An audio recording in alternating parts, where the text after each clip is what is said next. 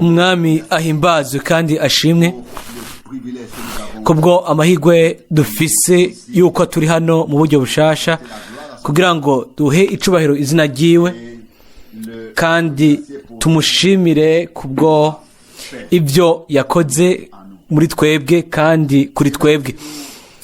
Nubwo tutaza kuba ubutumwa kuno mugoroba, ariko turaza kugira ibintu bihagije byo kwibuka kugira ngo dushimire Imana gushika ku iherezo ry'igihe mbere no hakurya.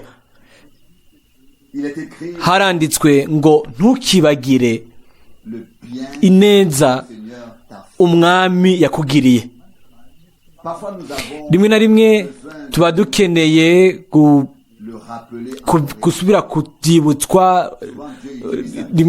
Rimwe Imana hari ibintu iducishamwo ikoresha kugira ngo dushobore kubyibuka kandi twibuke ubuntu ubuhari bwo kuba muri kino gihe. Ku ruhande rumwe turi abantu batekanye bakomeye bameze neza, mu rundi ruhande tukaba mu buryo bwuzuye dufise amakuru y'ibyo Imana ikora ku bw'ubuntu.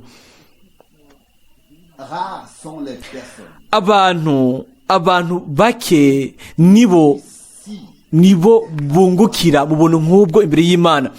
Mu bisanzwe umugwi w'abatoranijwe uri hagati y'impande zibiri z'imperampera. Uwo mugwi watoranijwe uri hagati na hagati. Bamwe ntibagenda ngo bashike kure, abandi bagenda bagashika kure cyane, ariko ubwoko bw'umwami bwo bugenda kure aho umwami bujanye, bukajana ingendo y'Imana iriko irakora. ata kintu kimwe cyo kugira ubupayu abantu bameze nk'abapayutse, ariko bakaba ari abantu batekanye bafise ugushima kwimbitse mu mitima yabo. Ndizigira yuko bose bahezagiwe n'amakoraniro ayabaye hano canke i Hamburg canke i Hanovre, kandi turashobora twese gushimira umwami ibyo yakoze. Twashoboye kuraba, turabona itandukaniro hagati y'ibyo bisagara bibiri, ariko turabizi yuko Imana izogira ku byo ikeneye hamwe n'abera bose bizera ibyo shika byose. Umwami kwerezo azoba yanishije byose kandi azoherahiriza abayo.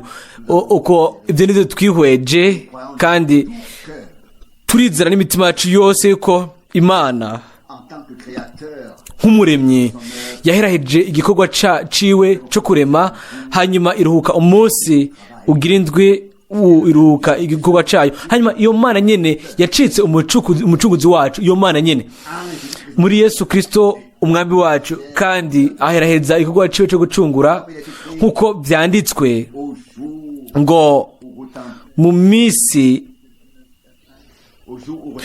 ahazumvikanira ijwi ry'umumarayika agira indwi, ngo ibanga ry'Imana rizoba riraherejwe nk'uko yabishuriye abasabyi bayo abavugishwa nayo. Nta muntu n'umwe azobihagarika, Imana ubwayo izogaba kugira ngo bishobore gushikwa ku ndunduro yabyo, kandi ibyo rero bikorera muri we gusa. Twabonye ko ibintu byose byaje, ibintu byose biri mu byaremwe byahamagariwe kubaho n'ijambo ry'ubushobozi, kandi twihweje turabona ko umwami Yesu ntiyagaragajwe hagati y'ibitereko amatanzwe by'izahabu ukundi, nk'uko umunwa wiwe havamo inkota ikarishe ariyo jambo ry'Imana. Ibyo byagaragaje uko nyene kugira ngo ibintu byose mu jambo mw'ishengero ryiwe, ibintu byose bikorwe nk'uko ijambo ryiwe riri. Ibintu byose bitari kubw'ijambo ntivyaba, kandi twashize ivyizigiro vyacu mu Mana ishobora byose, yuguruye imitima yacu, yugurura amatwi yacu kugira ngo dushobore kumva ibyo ivuga. Nous l'avons contemplé beaucoup. twarabyihweje abantu benshi barakurikira igihe umwami akora ibintu byose, ariko igihe avugisha abiwe hanyuma bakumva ibyo babwira ntibyumvikana, bo baca bamuca inyuma bakagenda, ntibabe bakimukurikira ku nzira. Ariko hariho abantu bakunda kumviriza ijwi ryewe bakabinezerererwa.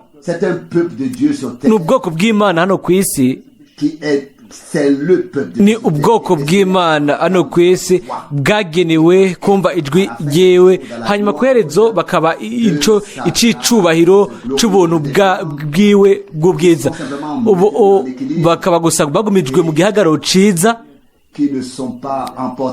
badatwagwa hano na hariya, ariko bakaba bakurikira inzira y'umwami.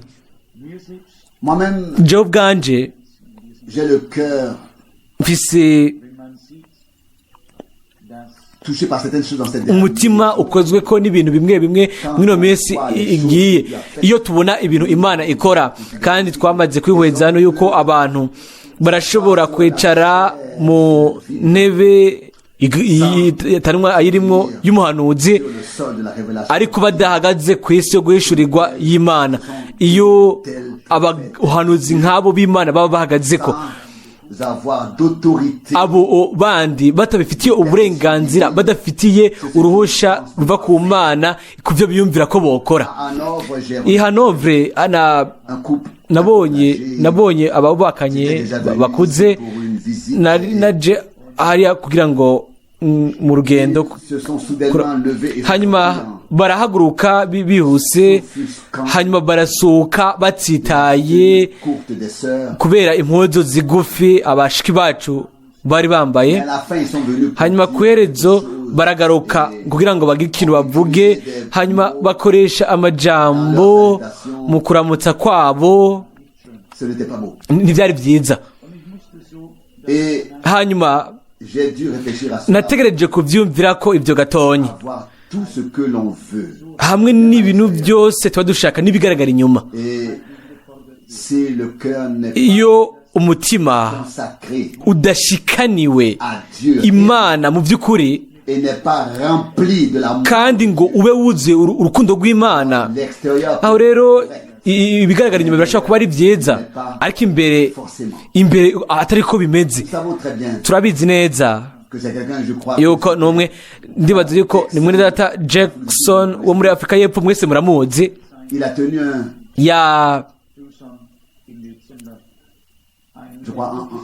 Ndibaza mu 12 Itikson yari afise igikorwa cyo kwigisha abashiki bacu gusa, hanyuma arababwira nk'umwene data mukuru mu mwami, ababwira ico bari bakwiye gukora. Hanyuma byose urudome ku rundi byose biragorotse. Hanyuma yaravuga umushatsi muremure, akavuga ukugamburuka kwabo, ukumvira n'ibindi. Ariko reka tuvugishe ukuri bashiki banje, imishatsi miremire ubwayo yonyine siyo igaragaza ukugamburuka no kumvira. Birakwiye yuko haba hari ikintu kiba imbere mu mitima yacu. Urashobora kuba inyuma umeze neza cyane uko bishoboka, umwami nta nkeka arabibona, ariko araba n'umutima. Iyo byose bimeze neza imbere mu mutima, hanyuma n'inyuma naho dushobora gushimira gusa umwami, ariko inyuma gusa ibyo ntibizodufasha ku iherezo ry'ibihe. Hanyuma igihe abo bantu bubakanye bashatse kuza ngo bambwire icyo babyumvira ko, nta nkeka sinashoboye kugira ikindi mvuga kiretse kubabwira yuko igikorwa canje nico kwiga ijambo ry'ubuhanuzi. Rimwe ndivuga gatonyi kugira ngo simpave, ariko hari ikintu nabonye gusa, impwemu isunika abo bantu nous tous twese qui avons entendu la twese abumvise ijambo ry'Imana turabizi ibyo dukwiye guha umwami, turazi ibyo Imana yashize ko ikiganza cayo muri kino gihe. Ntidukeneye d'améliorer cela par des kugerageza ibyo kubigira neza cyane biciye mu butumwa bw'imico. Ibyo mwemu w'Imana atashoboye gukora, twebwe ntituzobikora. Shaka kuvuga yuko Imana yaturabanye ubuntu. Yoba hari ikintu kitamuyinezereza yobitumenyesheje, kandi nkemu wayo yoturongoye akatujana ku kwihana. Nitwaje kugira ngo twirabe twishimisha twumva twihagije, twe dushaka guhimbara Imana mu bintu byose, ico byo dutwara cyose, dushobore gushikira intego, hanyuma tube abaheraherejwe barangirijwe kubw'ubuntu. Ubutumwa bukomeye cyane ubwo Mwene Data yavuga twese twumvise, ubwo twumvise bwadukoze ku mutima, twagerageje kubikora n'ibiri muri twebwe twese, kandi Imana yabishizemwo umugisha wayo. Ariko nk'uko twamaze kubivuga, si ibyo by'inyuma gusa, si ibigaragara inyuma gusa, ariko hariho n'ubumwe buba buri imbere hamwe n'Imana nzima, ugukurikira igikorwa ca mpwemu yera. Kandi kuri ibyo umwami aduhe igihe cyose aduhe ubuntu n'inkomezi. Nta nkeka twabonye ko iyi minsi irenganye mpwemu yera yatunze urutoke ko yuko ntituvuge gusa mu buryo bwo kwikwegera ko canke bumwe kuri twebwe uburyo bw'umuhanuzi, ariko tuvuge mu gihagararo ciza, hanyuma dushobore kugaragariza ubwoko bw'Imana ibintu byose Imana yavuze, haba mu isezerano rya kera no mu isezerano rishasha, kandi ibyo bikaba mu ugutangazwa kuringaniye mu gihagararo nyaco. Twarabivuze yuko abanyabwenge be byanditswe bafata Mose nk'umuhanuzi wabo adasanzwe, ariko bari bamenye gusa igice cy'ibyagizwe gusa, igice kiraba ibyagizwe. Ibyo abahanuzi bavuga, ibyo bavuga byose kuri bo byari byamaze kuzimangana, birava mu mutima nama wabo. Bari bafise igice cy'ibyagizwe bakamatana n'ibyo, hanyuma bakongerayo ahubwo n'amategeko kuri ibyo. Ibyo rero bumva ko bidahagije. Hanyuma umwami yarababwiye ngo mwagize hinduye ubusa ijambo ry'Imana, hanyuma musubizaho imigenzo hamwe n'amategeko y'abantu. ngo ntibikurikira abakozi b'Imana bose by'ukuri babona ijambo ribereye hama bakaritondeka, kandi bijanye n'ibyo muri kino gihe, muri kino gihe ugutondeka ijambo ry'Imana mu byo Imana ikora kubw'ubuntu. Kandi ibyo rero nk'uko byahawe intumwa zose, abigishwa ba Yesu, gutondeka byose mu buryo bubereye. Nta n'umwe muri bo yavuga ngo ndiyumvira ndibaza. Kuri bo ijambo ry'Imana bwari bwo buyobozi. Baravuga bakavuga ibyanditswe. Igihe Matayo yavuga ukuvuga kwa Yesu, yahise avuga ngo kugira ngo hasohoze ibyanditswe mu muhanuzi, avuga ngo inkumi izosama n'ibindi. Matayo 1:22-23 yarabizi igihe cyose gura muri Matayo wa mbere gushika mu gice ca nyuma c'amavanjiri, bari bazi ibyabaye kiriya gihe. Rero mu gihe Yohana nawe yandika, ndibaza ni mu gice ca 20 akavuga ngo bashaka kumena amagufa, kuvuna amagufa y'umwami Yesu. Yaravuze ngo ntibabikoze kugira ngo hasohoze ibyanditswe, ngo nta gufa na rimwe ryiwe rizovunika. murabona baba bafise gushika ku kanya ka nyuma bafise imirongo yo mu byanditswe, imirongo bashigwa ku mutima mu buryo bwihuse na mpwemu yera,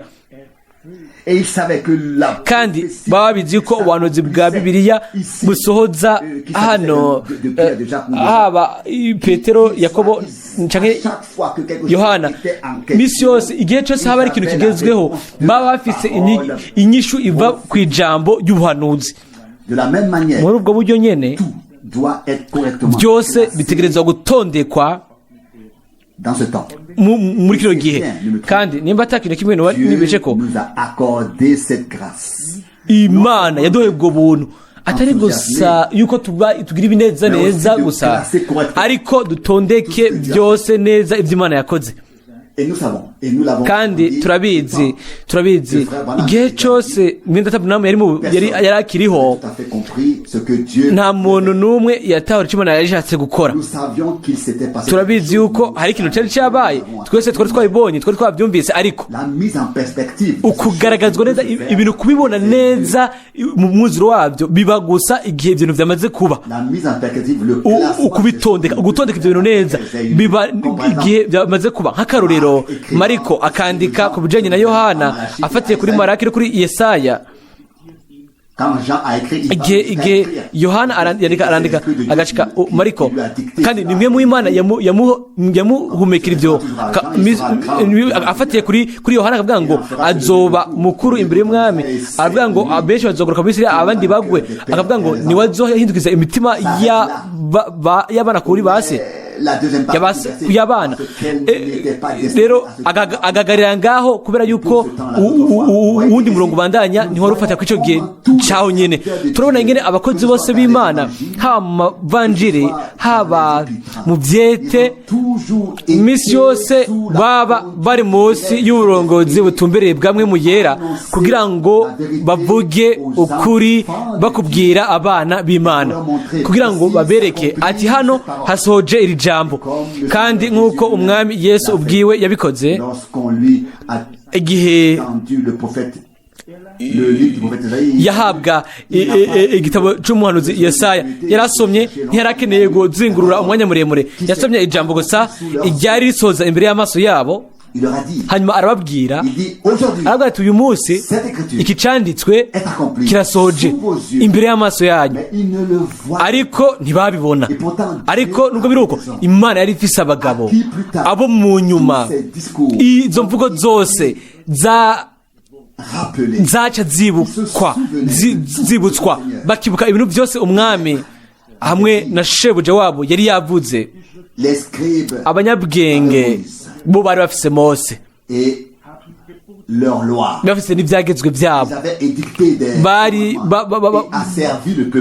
bakoresha ubwoko kuko ayo mategeko yabo. Ariko abigishwa ba Yesu bari bafise uguhishurirwa kw'ivyari byanditswe muri Zaburi, ivyari byanditswe mu bahanuzi, atari gusa kugira ngo bakoreshe abantu babigira abacakara, ahubwo babinjize mu mudende, babinjize mu mwidegembyo w'abana b'Imana, kugira ngo bakure mu bunyago, nk'uko umwami ubwiwe yabivuga muri Yesaya 61 ngo nkemu w'Imana ari kuri jewe kugira ngo mbwire ababoshwe ukuboka kwabo. Ni Yesaya 61:1. Rero turabibona yuko mu gihe cya nyuma icyo tubayemwo dutegereza kugaruka ku ntango, kandi ibyo byamye bivugwa na cyane cyane mu makoraniro y'abapantekoti, bakavuga ngo iherezo ritegerezwa gusa n'intango. Hanyuma bakiyumvira ku myimenyerezo ikomakomeye yategerezwa gukorwa kugira ngo ikintu gihambaye gikomeye cyane gishobore kuba. Abene data bashiki banje, ibintu bihambaye biba gusa igihe mwe mu w'Imana ashoboye kudutondeka twebwe ubwacu, hanyuma ijambo ryose mu muzuro wayo mu nkuru y'agakiza namwe no kwigisha ijambo ishengero mu buryo bubereye, kwitega ibintu bihambaye atagutondeka neza kuva ku Mana, ibyo ntawe bigira icyo bimarira. Turabizi kandi twako tubivuga kenshi, ni gusa aho mwe mu w'Imana akora aho ashobora gushira ibintu mu buryo bugaragara mu muco nyawo, aho ashobora kugabura inyigisho hamwe no guhishurwa kw'ijambo. Naho gusa dushobora kugera mu bumwe bwo kwizera, naho gusa niho ubwansi, niho ubumwe nk'uko bwari ku ntango bushobora kugaragara. Kandi ibyo byo twitwararitse cyane muri kino kibanza, atari guhagarara ngo tuvuge ubutumwa gusa, ariko mu buryo bushasha tugaruke ku byo Imana ikora muri kino gihe, hanyuma tubitondeke. Twarabonye nk'igihe Yosuwa nk'akarorero yafatira kuri Mose, ntikwari kugira ngo akoreshe abandi bantu ngo yigire ikintu kidasanzwe, ariko ibyo yaravuga gusa kugira ngo agaragaze ibyo Imana yatanguye gukorana no kuri Mose byategerezwa kurangirizwa. Cyari igice kigize umugambi w'agakiza wategerezwa gusohoza muri kiriya gihe cya kera. Hanyuma iyo Mana nyene yari muri ibyo nyene, yari muri icyo gikorwa nyene, kandi yarongora ubwoko bwayo ikabusohora mu buryo bw'inkomezi, mu kuboko kw'inkomezi. Ndibwira yuko n'ubutumwa bw'Umwene Data Ewald avuga ngo Yosuwa ngo ni ikigereranyo n'icete cy'Abanyefeso, aho ishengero ryatondetswe rigatondekwa mu butumwa, rigatondekwa mu bintu byose Imana yashyize muri ryo, kugira ngo abera bashobore gukora ubukozi mu ishengero. Kiriya gihe cya Yosuwa, igihugu cyaragabuwe, buri muryango wose buri kibanza cyawo. Imiryango yari yamaze kwinjira mu ruhande rwa Yorodani, mu rundi hakurya rwa Yorodani, hakuno ya Yorodani ntibashobora kuruhuka, abandi nabo batarafata igihugu ngo binjire mu gihugu bafate ibibanza byabo. Rero kwari gufata igihugu, kwari gushirwa muri gahunda. Buri muryango wose wari ufise agace kawo, wari ufise amatongo yayo, byose byari bitondetse kuko Imana yabitondetse. Ni mu bwo buryo nyene uko ariko bigenda ubu mu ishengero. Gahunda ya Bibiliya, ugutondekwa mu buryo bwa Bibiliya, umuntu wese agira ikibanza. Umuntu wese ntagenda arahonyanga ibirenge by'uwundi, ariko umuntu wese amenye ikibanza ciwe aho kiri. Nivyo byaba kiragiye kera, kandi ukwizera kwari gukomeye hagati muri bo, kubera yuko bari baronse isezerano. Muri ico gihe dufise uko kwizera nyene, dufise iyo myizere nyene. Kandi namaze kubivuga, Yosuwa ntiyavuga inkingi y'umuriro, kuko Imana yari yavuze ibintu byose byategerezwa kuvugwa. Inyigisho zaje mu nyuma, amabwirizwa byaje mu nyuma, n'ibyo rero turabizi. Imana yashinga intahe ko ari nzima kandi kihari, ariko byose muri rusange ijambo ryari ryatanzwe. Igihe byari bibereye, umwami yaratanga amabwirizwa ku nzira bategereza kujana n'ubwoko. Ntidushaka kuba abikwigirako, ariko iyo Mana nyene ntiyahevye ubwoko bwayo. Iyo Mana nyene, iyo nyene yarongoye ikarongora ibintu mw'ico gihe ca kera, yabanye natwe mu buryo bigoye mbere gufata no gutahura. Nimba atamu Yosuwa canke mu Mose hano, ntaco bivuze hano. Ikintu nyamukuru nuko iyo Mana nyene iri hano, kandi abantu bakaba bafitiye icizere iyo Mana nyene, kandi bakayizera, hanyuma bakareka bagatondekwa, bagashigwaho nk'abana b'Abisirayeli kiriya gihe kera, nk'abana b'Abisirayeli kiriya gihe kera. Umuntu wese yagira umugabane wiwe, nta muntu umwe yagiye iminwa igaragara. Umuntu wese yafasha uyundi, hanyuma bagahagarara hamwe. Rero nico gihe gikomeye, niho abana b'Abisirayeli boba barabayemwo inyuma yo gusohoka. Kwari gufata igihugu, bakinjira bagafata ivyamwa, bagafata isezerano iryo Imana yari yatanze. Twebwe ntituruka igihe tutazoba turinjira mu buryo bwuzuye mu bintu ibyo Imana yadusezeranije muri kino gihe. Turabizi ko mu nyuma ubwoko bw'Abisirayeli bwarirukanywe bwirukanwa mu byari rwabo, ariko Imana yari yabasezeranije yuko ku iherezo ry'ibihe ko izobagarukana ibagarukane mu gihugu icyo yari yarahaye ba sekuruza babo. Ibyo rero bisoza imbere y'amaso yacu, ni igikorwa cy'Imana, si uko umuntu yabifashije. Igihe ibihe byari bishitse, Imana yaciye inzira hanyuma yugurura n'imiryango. Muri ubwo buryo nyene, mu buryo bubangabanganwa ubwoko bw'Abisirayeli,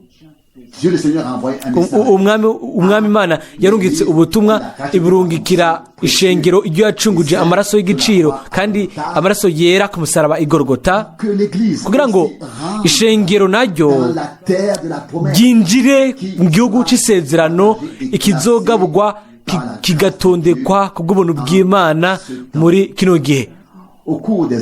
Uko imyaka irenganye,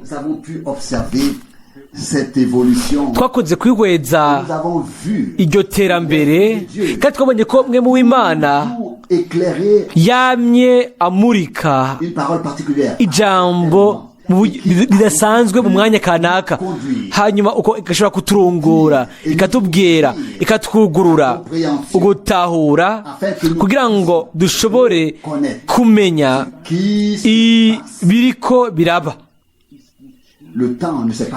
Igihe nticyahagaze, kumbure ikindi gihe, ariko ahandi hano, ariko si hano. Igihe ntikigize gihagarara. Mbere no ku isi, dushatse guhagarika isaha yacu, igihe kibandanya kugenda, nubwo bimeze nk'uko murabibona nako bimeze ku bijyanye no gutera imbere ibintu by'Imana. Ntidushobora guhagarika ikintu na kimwe. Ibintu bitondekwa n'Imana kandi bigenda bija ku ntumbero yabyo, nk'uko umuhanuzi abivuga hano kanaka mu isezerano rya kera, muri umwe mu bahanuzi bato, aravuga ngo ubuhanuzi canke isezerano n'iryateba ririndire, rizoshika nta nkeka, ntirizobura gushika. Abakuki 2:3 ngo nta nkeka rizoshika, ntirizobura gusoza. Twebwe nidufise ukwifata yuko turi abantu badasanzwe, ariko ubwoko bw'Imana ni ubwoko budasanzwe, ni ubutunzi bwatoranijwe. Kandi nimba umuremyi Imana nimba yarakoze nk'uko kugira ngo izane ibyaremwe, aho ibintu byose bigenda mu guhuza kuzuye, mbega ntibirushirije iyo Mana nyine yigaragaje nk'umucunguzi, ntizoherahereza muri Yesu Kristo umwami wacu igikorwa cyo gucungura ku bayo, kandi igashyiraho ubu gufatanye uguhuza kw'Imana, ukudazosubira gucika na rimwe, ibihe byose bidashira. Turabizi yuko nk'uko Imana yaheraheza kiriya gihe kera mu gikorwa cyayo, kiriya gihe kera n'ubu irabirangiza. Kandi ikintu cyose kiba giherahereje kigira ku ndunduro yacu. Icyo kintu kiba cyashitse ku ntumbero yacu, cyo gitumbere. Kandi umwami aba yishingiye kubona ishengero ridafise agasembwa amarabaga, ishengero ryamwizeye rimwumvira. Turasoma mu Banyefeso yuko umwami Yesu mbere yize ukumvira mu mubiri wiwe mu Baheburayo, biciye ku mibabaro yiwe, kugira ngo natwe twige ukumvira byuzuye, twebwe abategerezwa guca mu bintu byinshi bitandukanye. Kenshi Imana irakoresha umubabaro kuri ibyo, kumbure nsagahamo, ariko Imana irazi ibyo itegerezwa kurekura kugira ngo dushobore kwitegura, tubohogwe imbere muri twebwe, kugira ngo tubohogwe imbere muri twebwe, tube abidegembya muri twebwe, kugira ngo ishobore kuba byose muri bose. Ndiyumvira yuko Imana yaradufashije kugira ngo twibohore ubwacu, twirekure ku bumenyi bwacu, ubushobozi bwacu, ugushaka kwacu, ibyo dushaka byacu, ibintu byose twaba dushaka kuba cyangwa twaba dushaka kuba. Et nous avons dit, Seigneur, kandi twavuze tuti mwami uri byose kandi kuri abo nabo batarabikora byategerezwa gushika mu buryo bwihuse tukaba abidegembya kuri twebwe ubwacu hanyuma tukavuga tuti mwami ndi hano mfata nk'uko ndi nta kintu na kimwe que nous puissions icyo twashobora kwibaza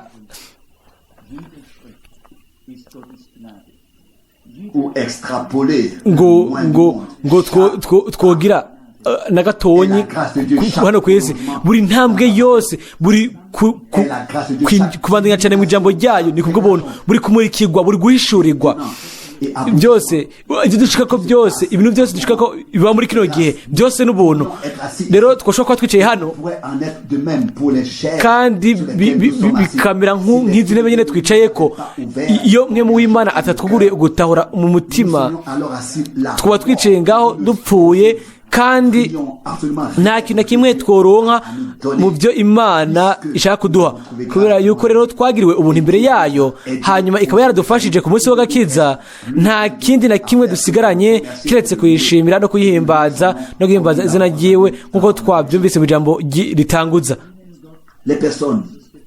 abantu abo Imana yakoreye ibintu bihambaye nk'ibi ntibashobora guceceka ntibashobora kunuma nubwo yoba ashaka kunuma yocamira nk'umuhanuzi Yeremiya igihe yavuga ngo igihe ngo nafata ingingo yo guceceka kunuma ngo imbere muri jewe habyuka ikimeze nk'umuriro hanyuma nkagerageza kubihagarika ngo ariko sinabishoboye biragira mu magufa yanje. Yeremiya 29. Turashimira cyane umwami kandi dufite icyo cyifuzo kimwe kwegerana imbere nawe gushitsa aho tuzova mu kwizera tukabona mu byo twizeye. Nta cyifuzo na kimwe dufise cyo kubona cyangwa kuba mu bintu byacu bwite, dufise icyifuzo cyo kuba mu byo Imana yatugeneye, tukabibona ari bizima, tukamubona ari muzima nk'ugendera hagati muri twebwe nk'uyo yatanguye kandi ni wa wundi nyene azoheraheza. Birakwiye yuko tubimenya neza ko yatanguye, aho yatanguye azoheraheza naho azoheraheza.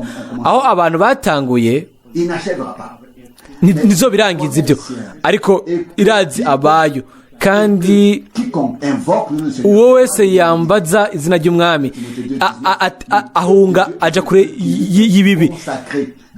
Timoteyo 2:19. Abo n'abantu b'Imana bashikaniwe bacungwe n'amaraso yiwe.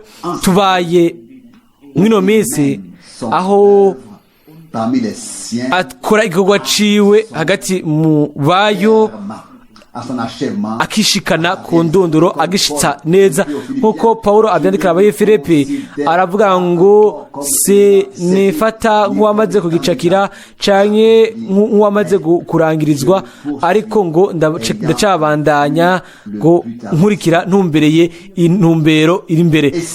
Kandi nimba tugenda dushize amanga turi ku nzira yacu yo kwizera, aho rero biba bishikamye, kandi Imana izogaba kugira ngo igikorwa cayo yatanguye kigere ku ndunduro yaco mwino mesi. Kandi nk'uko twamaze kubivuga, ibintu byose vyabayeho kubw'ijambo, ata jambo nta kintu kimwe cabaye. Imana yaravuze kandi ivyo vyarakoretse, yarategetse kandi ivyo vyabayeho. Nta kintu kimwe cyari gihari icashobora kuzibira ijambo ryewe. Yashizeho ibintu biragaragara, ata kintu kimwe cyari gihari kubw'ijambo ryayo, bice ku ijambo ryayo. Aho ata kintu kimwe cyari gihari, ikintu gihambaye kirashobora kuba. Hamwe n'Imana ibintu byose birashoboka. Ifise ubushobozi bwose mu isi no mu ijuru. Ibyo bitugaragariza yuko ntikora gusa ibyo ishaka mu ijuru gusa, ariko no mu isi naho. Iyo bahanditse gusa ngo ubushobozi bwose yabahawe mu ijuru, hanyuma mugaca muraba ingene mutegerezwa kwigwanirira hano ku isi n'ibindi, ariko yavuze ngo ububasha bwose nabuhawe mu ijuru hamwe no mu isi. Mateyo 20. Et son pouvoir turi ku isi manifeste ici. 28 turi ku isi kandi ijambo ryiwe rigaragara hano ku isi kandi ijambo ryiwe ntishobora kugaruka ubusa. Ijambo ryacu rirabura rikazimangana ariko ijambo ryayo ni rizima kandi rirahagije kandi C'est pourquoi il a riraca urubanza. Nje gituma yarirungitse, riratema, rirakarishe, ririnjira gushikaho ritandukanya impwemu n'ubugingo mu misokoro. Twese qui avons reçu cette parole en nous. twebwe twese abaronse iryo jambo muri twebwe Ressenti l'aiguille. Plutôt, nous avons ressenti le tranchant. twumvise gukeba kwanyu riramanuka rigashika mu bwina. Hanyuma Imana Et Dieu appelle à l'existence les choses qui doivent Imana ihamagarira kubaho ibintu bitegereza gusanga muri twebwe cyangwa bitegereza kuba biri ngaho nous emporter avec nimba ishaka kudutwara mu bwiza. Kandi turabizi yuko ibintu byose Imana ikora ibikora ku ubushobozi bw'ijambo ryayo, ku bushobozi bw'amaraso yayo no ku bushobozi bwa mpwemu yera. Hariho bitatu bishinga intaya hano ku isi kandi ibyo bitatu et je crois que kandi nzira yuko no muri twebwe aspirons à une twipfuza ugutangaza kw'igihagararo ciza kuringaniye neza hagati muri twebwe tukagira umwimenyerezo mushasha w'ubushobozi bw'amaraso, w'ubushobozi bw'ijambo n'ubushobozi bwa mpwemu yera. car l'esprit Kuko mwemu aracakora gushika ubu kandi azobandanya gukora muri twebwe gushitsa aho igikorwa c'Imana kizoheraherezwa. Nta muntu n'umwe ashobora kwishirako kwiha iceco cose kiretse ivyo bihawe n'Imana kubw'ubuntu. Twoba dushaje canke turi bato, turi bakuru canke turi batonyi, hari byinshi dutegerezwa guha umwami n'amashimwe. Sinibaza yuko hari umuntu n'umwe yoba yicaye hagati muri twebwe imyaka nk'iraho Imana atakintu na kimwe irakora muri we. Ndizera yuko kuri buri mwe wese kandi nubwo basi hariho ijambo iryo umwami canke iryo umwami yavugiriyemo kandi ryagize ico rikora mu muntu wese ugiti ciwe. Yanaducishije bugufi inshuro nyinshi kandi yatugumije hasi kugira ngo abe ariyo igaragara nk'iyirengereje mu bwiza kandi ihambaye. Umwami Imana afise inzira ziwe zose n'uburyo bwayo bwose. Ubwa mbere nasomye Zaburi ya 45 umunyamurenda bikore nihuse umurongo wa kabiri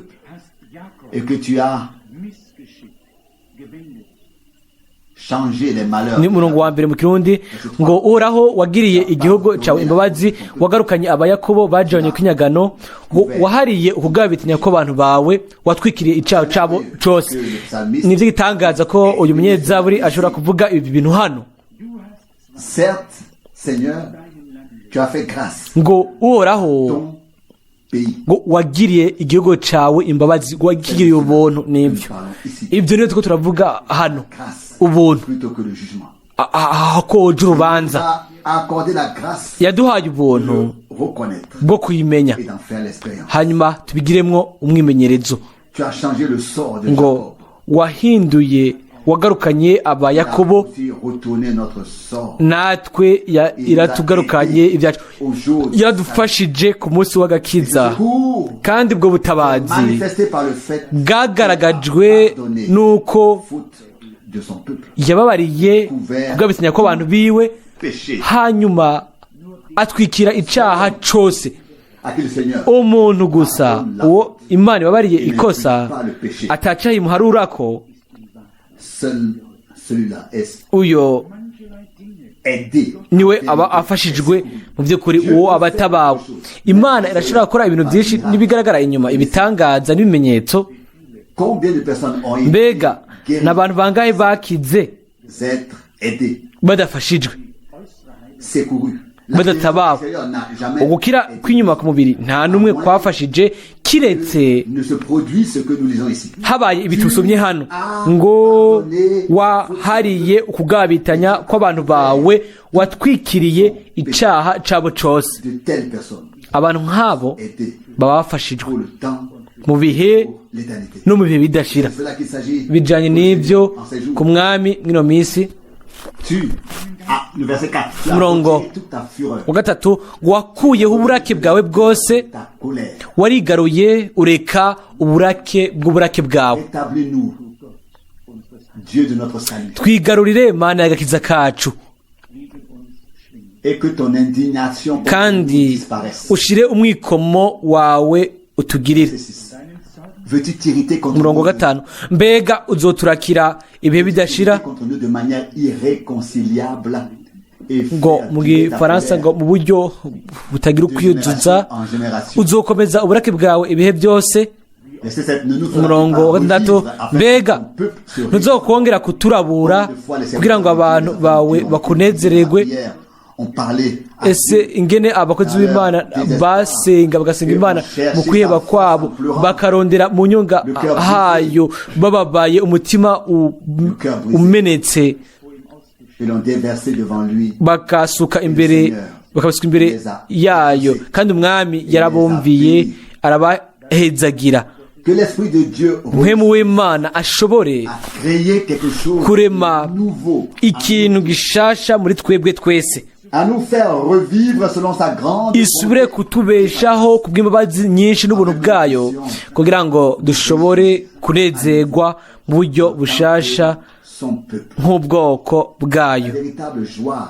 Umunezero nyawo mu mwami Partie que uturika ukagaragazwa neza igihe habaye umubabaro, tugakubitika bice kuri mwe mu w'Imana, akaturungurira ku kwihana, akatumena, kugira ngo umunezero ushobore kududubiza nk'icamwa c'uko kwihana.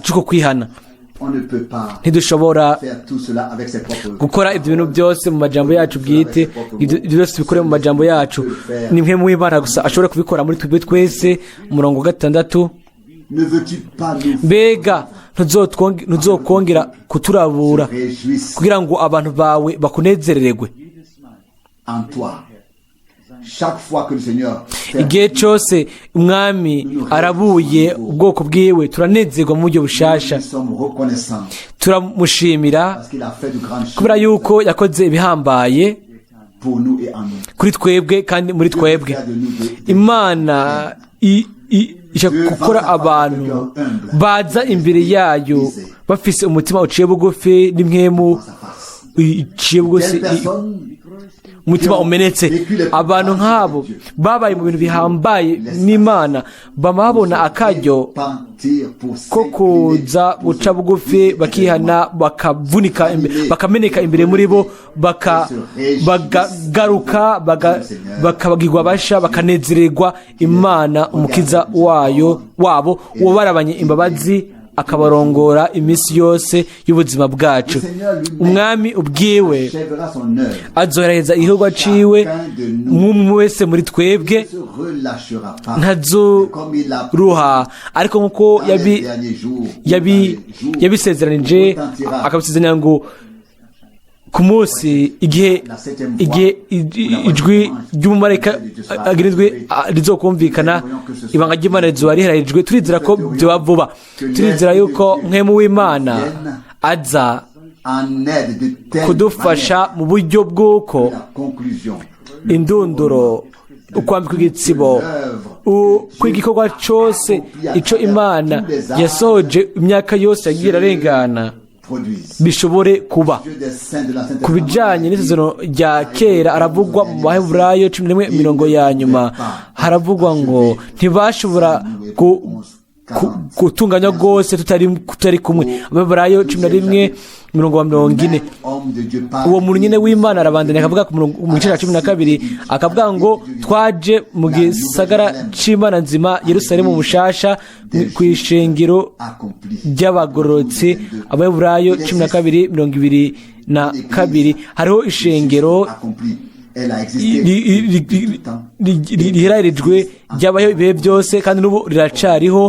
Ntimwibagire yuko nimba Imana ishaka guheraheza igikorwa cyayo hamwe n'ishengero, ni kuri twebwe twese ibwera kandi ni twebwe biraba. Ibyo bisigura ngo ishaka guheraheza igikorwa cyayo muri jewe no muri wewe, muri twebwe twese, à nous tous et muri twebwe que twese kandi nous pouvons être considérés dushobore kubonwa imbere y'amaso yayo nk'abagororotse abagororotsi baheraherejwe abera abantu binjira mu ijuru. Iminsi ibaye yegereje, mbega twebwe ubu mwanya bimere gute? Idufashe kandi iduhe ubuntu bwo guca bugufi, bwo kwihana, bwo gusenga, bwo kwizera, bwo kuyiha kugira ngo ishobore kutugira abazima mu buryo bushasha, hanyuma tubihimbaze mu buryo bushasha, tuvuge ati oh mwami girana inzira nanje kugira ngo nshobore gushikira intego iyo wanshingiye.